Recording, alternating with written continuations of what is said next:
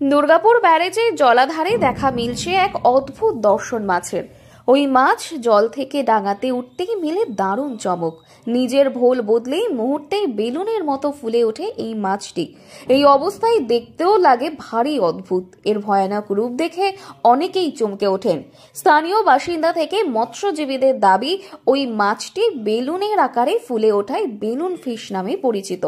এছাড়াও ট্যাপা মাছ, পটকা মাছ ইত্যাদি নামে বেশ পরিচিত। এই মাছ প্রায় 30 রকমের রয়েছে, যেগুলি সামুদ্রিক প্রজাতির। আর সামুদ্রিক প্রজাতির বেলুন ফিশ প্রতিটি মারাত্মক বিষাক্ত হয়। মিঠা জলের 1 থেকে 2 প্রজাতির বেলুন ফিশের দেখা মেলে নদী ও খালবিলে। যদিও ভারতের নদী ও খালবিলে ওই 2 প্রজাতির কোনো বংশই নেই। বাংলাদেশে প্রায় প্রতিটি নদী ও খালবিলে ওই 2 প্রজাতির বেলুন ফিশ পাওয়া যায়। একটি বেশ বিষাক্ত, আরও একটি প্রজাতির বিষহীন বলেই জানা গিয়েছে। এক প্রকার এই মাছ খাওয়া বেশ বিপজ্জনক। এই মাছ খেয়ে বহু মৃত্যুর ঘটনাও ঘটেছে বাংলাদেশে। ভারতের বা পশ্চিম বাংলার নদী ও খালবিলে এই মাছের তেমন ভাবে দেখা মেলেনি। সমুদ্র ও সাগরে অর্থাৎ নোনা জলে বেলুন ফিশ পাওয়া যায় ভারতে। এমনকি এক সময় দামোদর নদীর এই মাছ ছিল না বা কখনোই দেখা মেলেনি বলেই দাবি মৎস্যজীবীদের। মাছ কি খাওয়া যায়? অনেকে বলছে খাওয়া যায়। হ্যাঁ, ওগুলো খাওয়া যায়, এগুলো খাওয়া যায়, কিন্তু সাগর এগুলো খাওয়া যায় না। এইগুলো অন্য মাছের ধরে নাই যে মেরে দেয় অনেক মাছ। ওই মাছটাতে জারটাতে খুব প্রচন্ড ধার, জালে কোনো মাছ লেগে থাকলে পরে ওর পাকনা ফুকনা চোখ মুখ সব খেয়ে নেয়।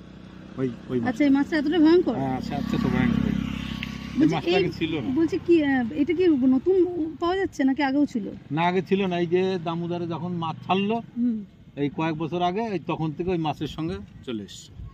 মেলা আগে ছিল না। বাইরে যায় না, বাইরেও পাঠায়। বাইরে পাঠায়? হ্যাঁ।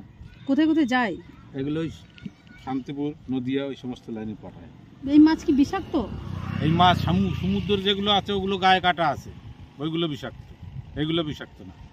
দুর্গাপুরের 39 নম্বর ওয়ার্ডে প্রায় 1000 মৎস্যজীবী রয়েছেন, যারা কেবল দুর্গাপুর ব্যারেজের জলাধারে মৎস্য শিকার করে জীবন জীবিকা অর্জন করছেন প্রায় 50 বছর ধরে।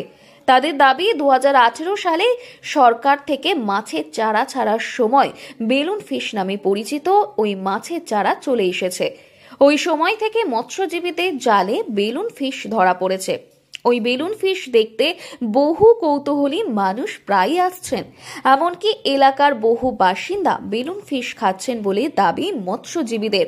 পাশাপাশি ভিন রাজ্যেও রপ্তানি হয়। মৎস্যজীবীদের আরও দাবি, অদ্ভুত দর্শনের এই মাছটি যারা দেখেননি তারা একবার দেখে বেশ অবাক হবেন। এই মাছ জলের ভেতরে যখন থাকা কোনো বড় মাছ শিকার করতে যায়, তখন সে নিজের পেটের ভেতরে জল ভরে বেলুনের মতো ফুলে বড় মাছের আকার ধারণ করে নিজের আত্মরক্ষা করে। আবার এটাও বলা হয়, বেলুন ফিশ ভয় পেলে বেলুনের মতো ফুলে বলের আকার নেয়। আবার ডাঙায় তুললেও বায়ু গ্রহণ করে পেট ফুলিয়ে বেলুন হয়ে যায়। দুর্গাপুর থেকে দীপিকা সরকারের রিপোর্ট, লোকাল 18 বাংলা।